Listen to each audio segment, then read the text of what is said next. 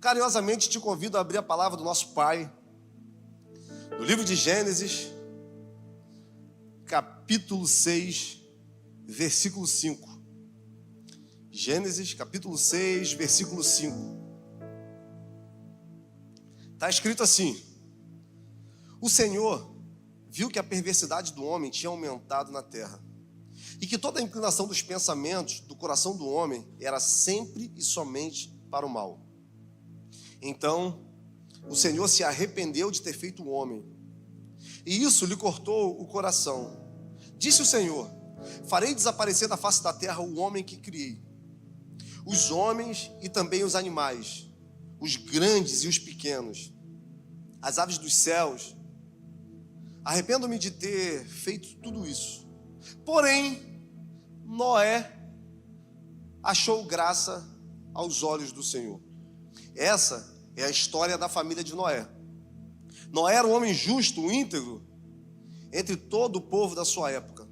Ele andava com Deus. Noé gerou 3 filhos, Sem, Cã e Jafé. Ora, a terra estava corrompida aos olhos de Deus e cheia de violência. Ao ver que a terra estava corrompida e toda a humanidade se corrompeu na conduta, Deus disse a Noé: darei fim a todos os seres humanos, porque a terra se encheu de violência por causa deles. Eu os destruirei com a terra. Você, porém, fará uma arca de madeira de cipreste, divida-a em compartimentos e revista ela de piche por dentro e por fora. Amém? Até aqui. Mais uma vez convido a fechar os olhos. Pai, muito obrigado por tudo que nós já vivemos. Agora iremos experimentar um tempo onde a sua palavra vai ser ministrada aos nossos corações.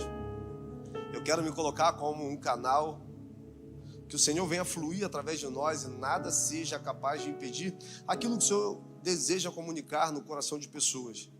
Eu declaro em nome de Jesus mentes cativas ao Senhor, corações como a boa terra, preparada para receber essa semente e que frutos sejam gerados.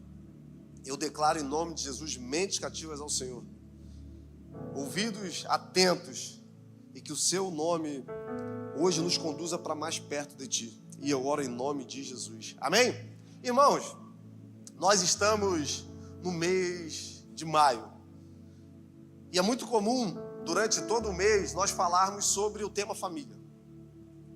E eu tenho certeza que em algum momento, ao ouvir as diversas pregações que nós já fizemos, veio algum tipo de questionamento ao seu coração. Ou quem sabe, você não teve a oportunidade de ouvir nenhuma mensagem, mas você já tem um conceito formado sobre a família. Quem sabe de traumas que você viveu, experiências que no primeiro momento não foram bem digeridas. Quem sabe você, de alguma forma, já perdeu a expectativa e acha até que a família é um projeto falido. Nós vivemos num tempo onde, de todas as formas, tentam descaracterizar o real valor da família. Tentam colocar a relação homem e mulher como algo frágil, perecível, descartável. Mas, quando nós percebemos o verdadeiro sentido da família, nós vamos ter a dimensão do que uma família significa para Deus. A família foi a primeira instituição que Deus criou. Foi algo que foi gerado no seu coração e colocado na vida de Adão e de Eva. Mas, quando nós olhamos para a realidade que nós estamos vivendo, nós percebemos que existe uma luta muito significativa. Satanás, do reino das trevas, do diabo. Existe um combate que nós, como família, vivemos todos os dias. Por isso nós precisamos, à luz da palavra, entender que existe uma bênção também que foi liberada sobre as famílias. Existe uma bênção que foi liberada sobre a sua casa. Existe uma bênção que foi liberada dos céus sobre o seu casamento. Mas, para eu acessar esse lugar, eu preciso entender que a minha casa, que a minha vida, que a minha família tem que estar guardada no Senhor. O grande problema é que muitas vezes nós tentamos lutar com armas carnais. Nós buscamos combater, lutar contra os dardos inflamados do inimigo com as nossas próprias forças. E nós padecemos. E todas as vezes que nós padecemos, a gente acaba acreditando, nos limitando a pensar que não tem mais jeito. Afinal, olha o contexto que eu vivo. Eu tento balizar a minha vida com a vida de pessoas que ainda não tiveram um encontro com a verdade que eu tive. O texto que eu li é um texto muito conhecido, mas ele é carregado de verdades muito profundas sobre um homem chamado Noé, um sacerdote. Um homem que mesmo em um tempo de corrupção, um homem que mesmo em um tempo de apostasia, ele se manteve íntegro, ele se manteve fiel, ele foi sacerdote do seu lar. Ele permaneceu firme, mesmo tendo possibilidades de ser um produto no meio. Mesmo por diversas vezes sendo tentado a fazer aquilo que de alguma forma ia torná-lo aceito dentro da comunidade que ele estava vivendo. Porque a palavra vai dizer que todos estavam corrompidos. O coração do homem estava cheio de violência. O coração do homem estava cheio de perversidade. Não existia ninguém que desejasse de alguma forma fazer o bem. E isso deixou o coração do nosso Deus aflito. E a palavra vai dizer que o Senhor, ele se arrependeu de ter feito o homem. Teologicamente, o que acontece aqui é um antropoformismo, onde o autor, ele tenta balizar o sentimento de Deus e tornar compreensível na mente humana, colocando em Deus um sentimento que é humano. Então, não quer dizer necessariamente que de alguma forma Deus, ele queria não quer dizer necessariamente que Deus, nesse momento, teve esse sentimento de arrependimento que nós temos. Porque Deus, ele sabe tudo o que vai acontecer. Ele já tinha noção de tudo aquilo que aconteceria, porque o homem nunca teve condições de entender o Senhor. E por nós termos muitas dificuldades de entender aquilo que Deus quer, nós sempre pegamos caminhos que no primeiro momento parecem bons aos nossos olhos. E, irmãos, muitos caminhos no primeiro momento parecem bons aos nossos olhos e no final é de destruição, de dor, de morte.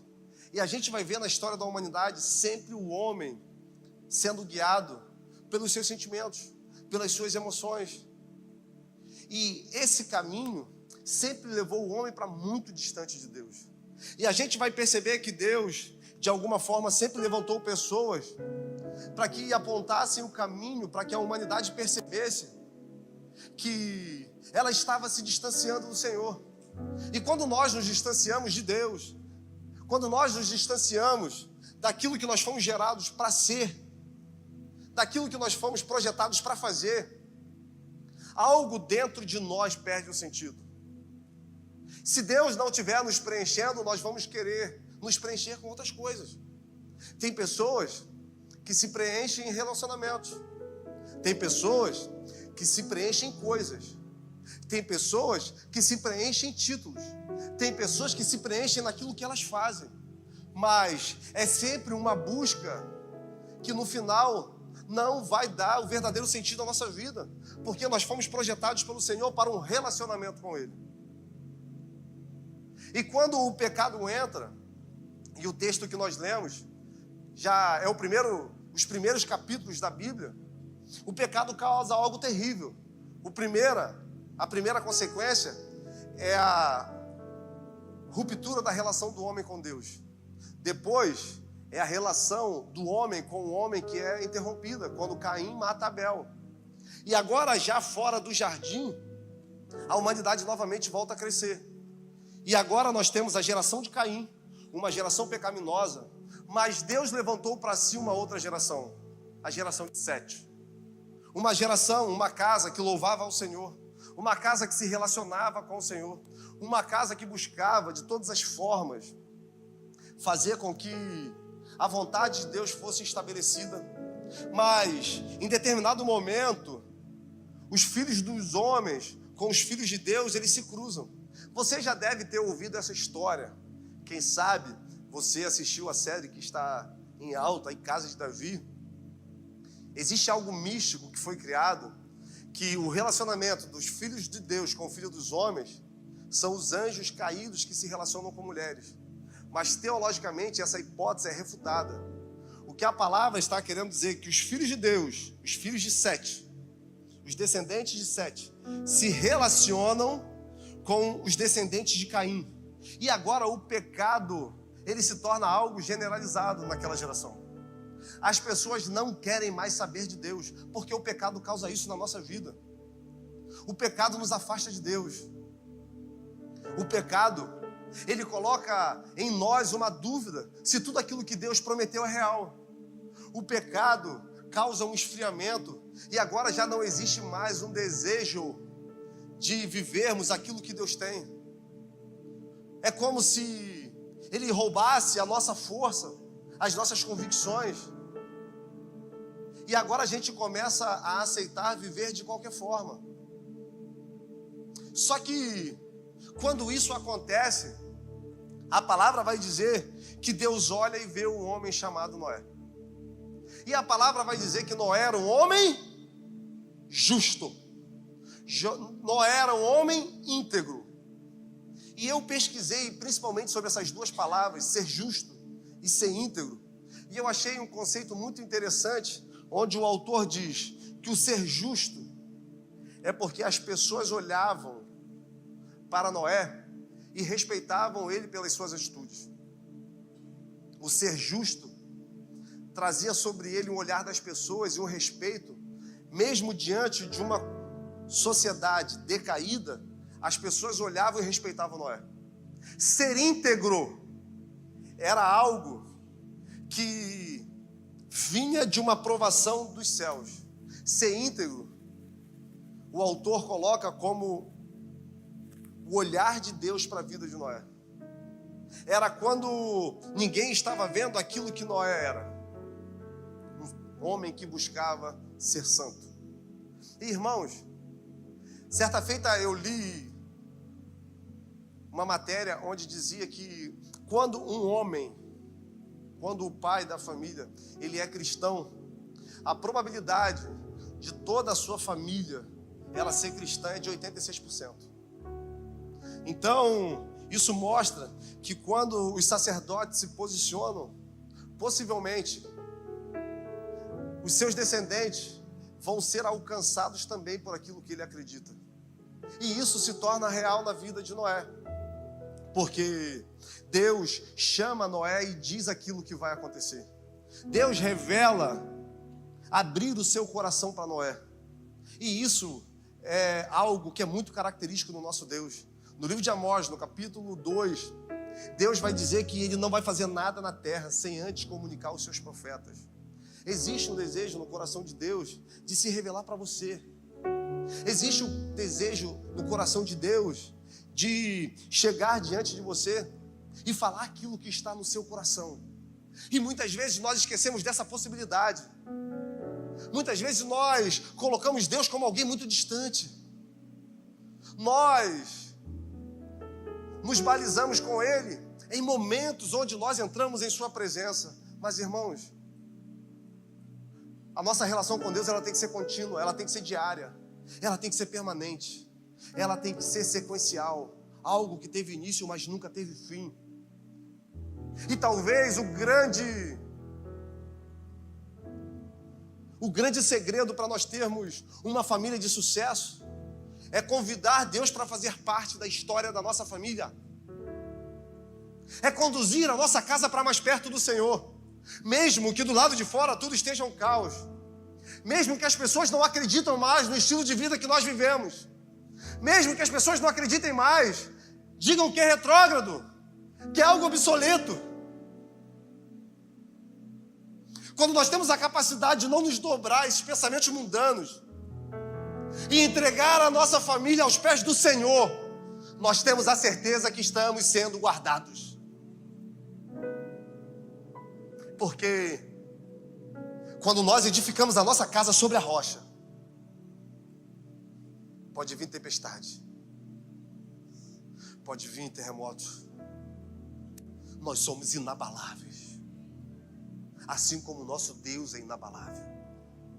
Nós temos a responsabilidade de revelar esse Deus para os nossos filhos. Salmos vai dizer que uma geração conta para outra os feitos do Senhor. Irmãos, eu amo demais conversar com pessoas mais idosas que vieram antes de mim e ouvir daquelas pessoas aquilo que Deus revelou para elas.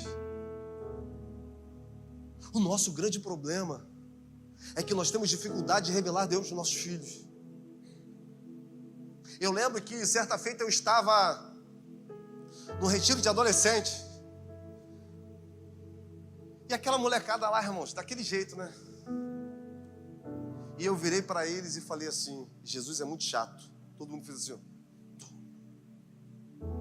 Que isso, pastor?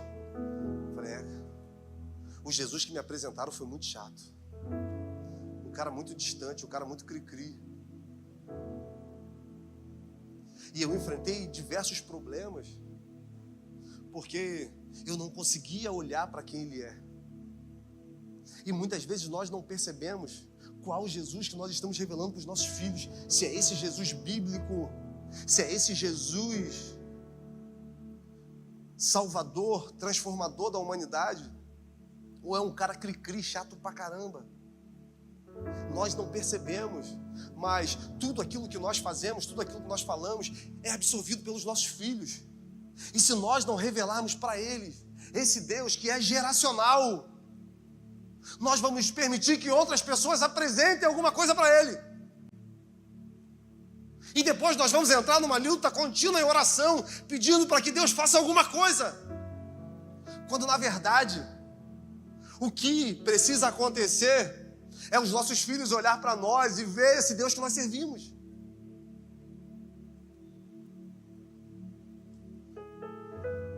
Noé foi visitado pelo Senhor. E Deus falou para Noé aquilo que ele iria fazer. E, irmãos, no primeiro momento parece loucura, porque Deus vira para Noé e fala assim: olha, eu vou exterminar toda a humanidade. Faz uma arca. Em Gênesis capítulo 2, vai dizer que ainda não tinha chovido na terra. Então, é bem provável que Noé não soubesse o que significava chuva. Vinha uma relva toda manhã e molhava o campo. E Deus fala para ele a dimensão. Deus fala para ele o tipo de madeira que ele vai usar. O formato. E eu imagino agora Noé chamando toda a sua família e dizendo: olha, Deus mandou fazer isso. Por isso, Noé é considerado um homem de fé. Porque ele foi obrigado a construir algo que ele não viu, mas ele tinha uma palavra de Deus.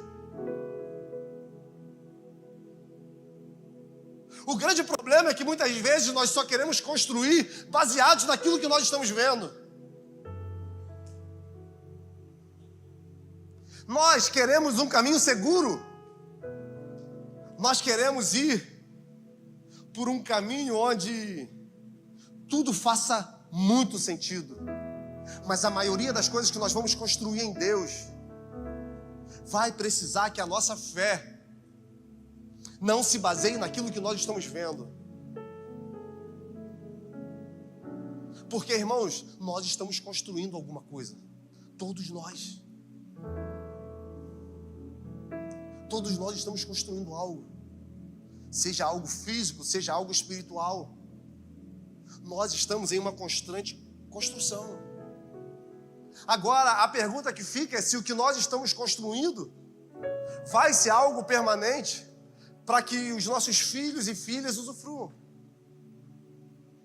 A pergunta é se nós vamos ter fé o suficiente para, mesmo sem entender o caminho que nós estamos caminhando, nós continuaremos construindo. Porque isso é fé. A fé é a certeza daquilo que não se... é a convicção daquilo que ainda não existe. Só que às vezes a gente trata a fé como um sentimento. Quando eu estou passando por alguma coisa, eu ativo o meu modo fé. Cara, a fé é um dom, Tiago vai dizer. e um dom que não vem de nós. A fé é um dom que vem de Deus.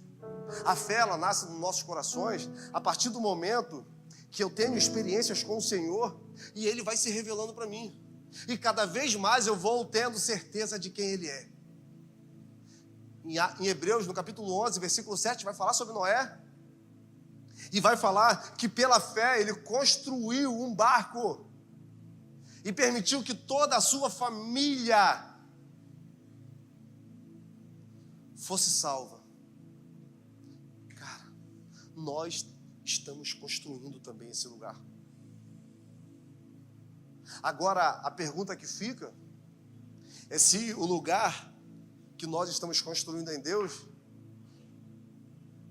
ele está sendo projetado para que os nossos filhos, para que a nossa família seja salva. Ou se é apenas um lugar. Nós temos uma responsabilidade muito grande em nossas mãos, que vai exigir de nós muita maturidade e principalmente muito comprometimento, porque aquilo que Deus vai fazer nos nossos filhos vai ser iniciado com o que Ele vai fazer nas nossas vidas. Aquilo que Noé fez na sua família teve o início nele. 1 Pedro vai dizer que Noé era um proclamador da justiça. Ou seja, enquanto ele construía, ele proclamava aquilo que iria acontecer. E muitas vezes, quando nós lemos textos como esse, Deus, Ele mandando um grande dilúvio, exterminando toda uma população, a gente tem um olhar um pouco preconceituoso para Deus, achando, cara, Deus é mau. Mas Deus não é mau, Ele é justo. E algumas vezes nós esquecemos de nos relacionar com esse Deus justo. Nós nos acostumamos muito com esse Deus que deixa a gente fazer o que a gente quer, viver a vida como nós queremos viver. Mas na verdade, a vida ela vai passar como um estalar de dedos diante de nós. Por isso nós precisamos entender que a eternidade já começou nas nossas vidas a partir do momento que nós tivemos um encontro com essa verdade.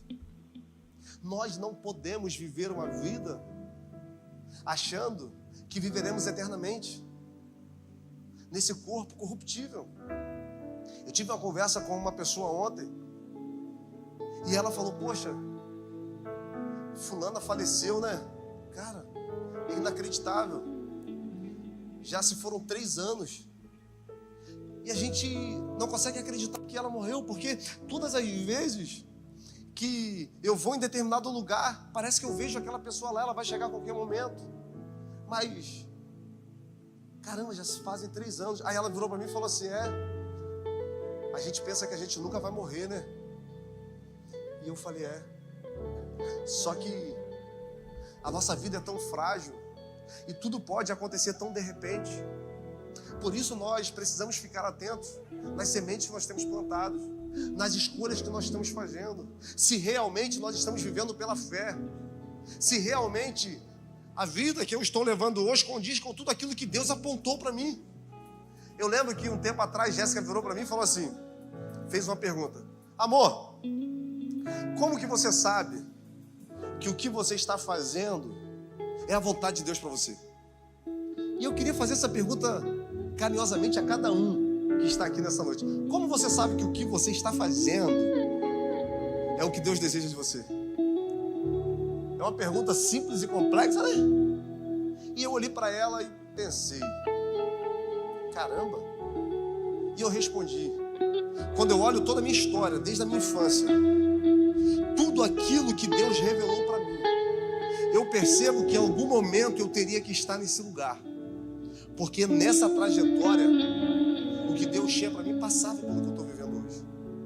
E o que eu quero te perguntar, o que Deus revelou para você durante toda a sua história, passa pelo lugar que você está hoje. Você está caminhando em direção, porque Noé, ele precisou caminhar em direção a uma grande obra. E hoje, como igreja, nós também temos construído esse lugar. Ele precisou acordar os seus familiares, os seus filhos, e ir lá derrubar a primeira árvore. E eu imagino os filhos perguntando a ele: pai, que isso? Não existia embarcação. Era tudo novo. O que será que isso vai dar? O que será que vai acontecer quando nós terminarmos? E Noé não tinha todas as respostas. E nós nem sempre teremos todas as respostas. Por isso nós precisamos caminhar pela fé. Por isso nós precisamos caminhar em um caminho de santificação. Por isso nós precisamos todos os dias, irmãos, olhar para dentro de nós e perguntarmos se aquilo que nós estamos fazendo agrada ao coração de Deus. Os céus têm expectativas na sua vida. Eu acredito muito, com muita força no meu coração, aquilo que nós falamos aqui na apresentação da turma do DNA. Existem talentos que Deus colocou nas suas mãos. Será que aquilo que Ele colocou na sua mão está sendo usado para que o reino dele resplandeça? Independente daquilo que você faz, independente do lugar que você está, será que as pessoas olham para aquilo que você faz e veem um Deus que nós vivemos?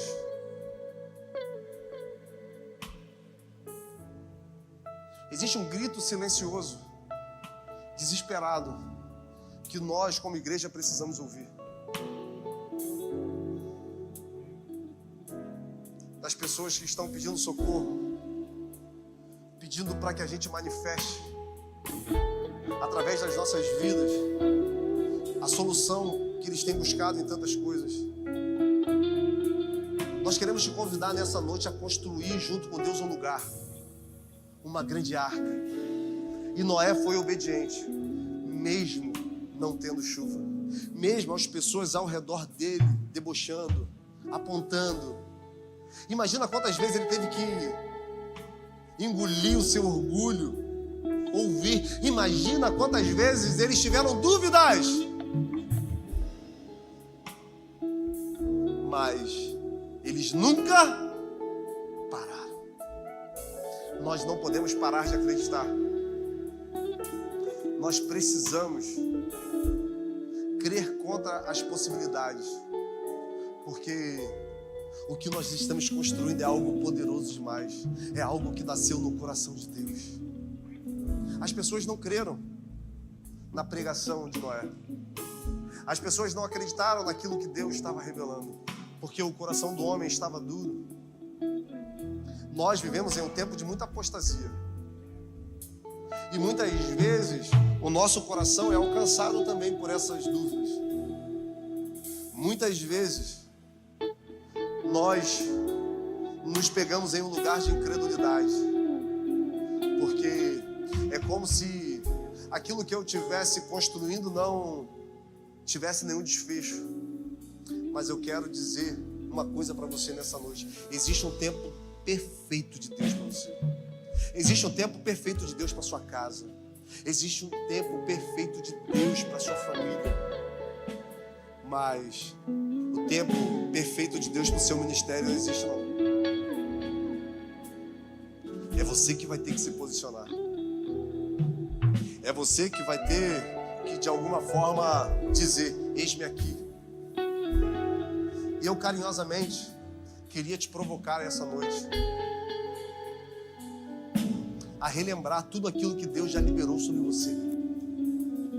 Eu queria te provocar nessa noite a fazer uma leitura da sua vida, a olhar para a sua história e trazer à memória todas as promessas de Deus que foram liberadas sobre você.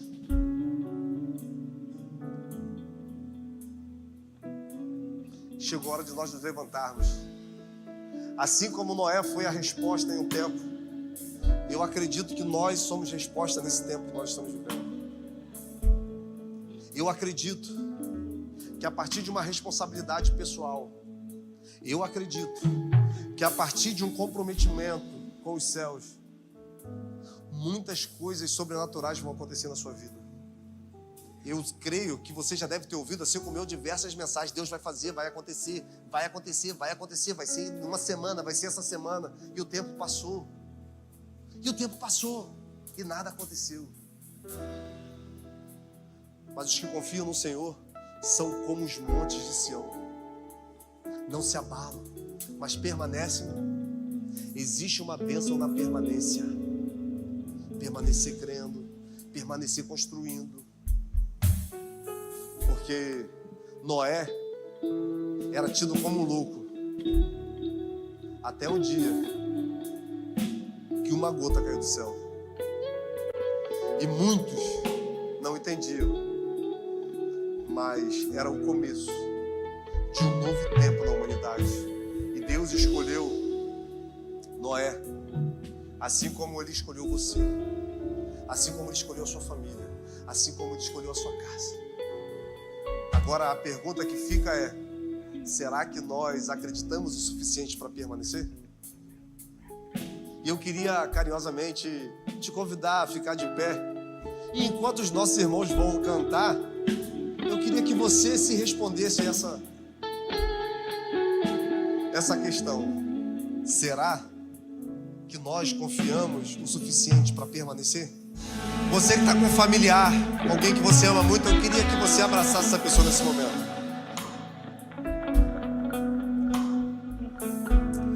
Eu queria que você orasse pela sua casa. Eu queria que você orasse pela sua família.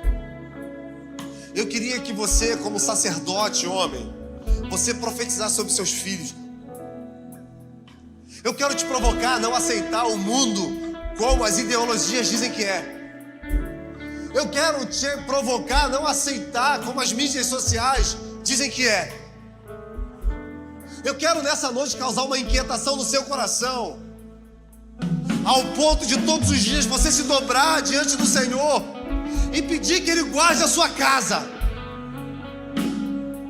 Eu quero te provocar para que você entenda que você está construindo algo. E o que você está construindo em Deus vai salvar a sua casa, vai salvar a sua família. Eu quero declarar em nome de Jesus que nós e nossa casa serviremos ao Senhor. Que os olhos do Senhor, ao estarem sobre a terra, vão achar homens íntegros, homens justos, homens tementes ao Senhor, mulheres posicionadas, mulheres sábias, mulheres que são boca de Deus para declarar na vida do seu esposo. Eu quero te provocar como igreja a se posicionar. Eu tenho certeza que as portas do inferno, elas não vão prevalecer sobre a nós e nossa casa. Eu quero declarar que em nome de Jesus, a nossa casa será guardada pelo Senhor.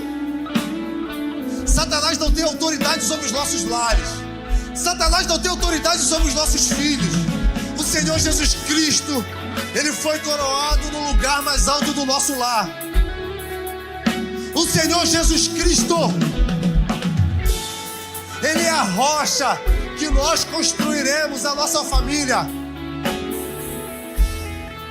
Eu quero te impulsionar a revelar esse Deus para os seus filhos, a declarar para eles aquilo que Deus te revelou, a falar dos grandes feitos do Senhor, a preparar uma próxima geração para dar continuidade a tudo aquilo que Jesus Cristo tem nos ensinado. E nós queremos declarar, Pai, que nenhum mal tocará os nossos filhos.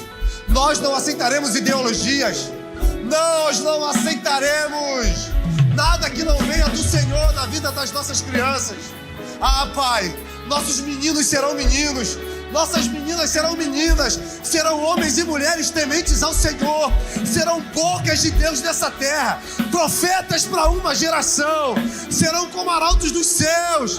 Ah, Pai, serão como Josués, serão como Calebes, serão, Pai, como Jeremias, eles não se dobrarão, assim como Daniel não se dobrou. Nós queremos dizer, Pai, que nós consagramos os nossos filhos ao Senhor.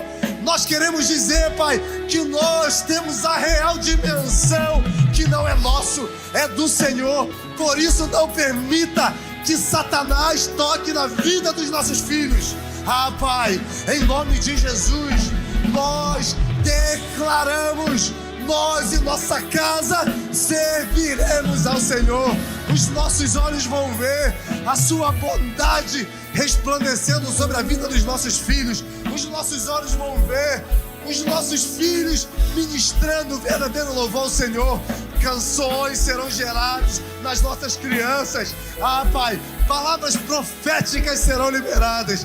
Ninguém vai entender aquilo que os nossos filhos estão vendo, assim como o Senhor chamou Samuel, assim como o Senhor chamou Davi. Chame os nossos para perto do Senhor, que nós possamos ser, Pai, como Noé nesse tempo, uma geração posicionada contra o pecado, uma geração que busca a santificação. Ah, Pai, troque as nossas vestes para que nós possamos ver o Senhor. Coloque autoridade na vida desse sacerdote, Pai, para ele governar, para ele administrar. Em nome de Jesus, Pai, nós repreendemos todo espírito de divórcio. Nós repreendemos como igreja todo demônio que atua, Pai, na vida de casais, tentando destruir. Marília Padilha, Palma Gira, espírito de sensualidade. Ah, Pai, espírito de pornografia, nós repreendemos no meio da nossa casa. Eu creio que hoje nós sairemos daqui bradando nos céus, assim como Josué: vocês podem seguir a outros deuses, mas eu e minha casa seguirei ao Senhor. Nós não nos desviaremos. Acha em nós, Pai, acha em nós esse coração, Pai, acha em nós esse desejo. Coloque em nós uma fome insaciável pela sua presença, uma sede inesgotável em cumprir os seus mandamentos. E eu creio que Cabo Frio vai viver aquilo que jamais viveu, porque o Senhor vai derramar o seu Espírito sobre esse lugar, e vai começar em casas de homens e mulheres comuns. Vai começar em casas que todos olham e não veem possibilidade de mudança. Vai começar com a restauração de casamento. Vai começar com a liberação de perdão. Vai começar, Pai, com o coração dos filhos sendo convertido aos pais, o coração dos pais sendo convertido aos filhos. Vai começar, e já chegou o tempo, e o tempo é esse, onde nós ouviremos a sua voz e nos levantaremos. E eu oro em nome de Jesus Cristo, aquele que nos leva triunfante mesmo no tempo de dor, de luta e de escassez. E eu oro em nome de Jesus. Você que pode, aplauda esse Jesus lindo. Glória a Deus!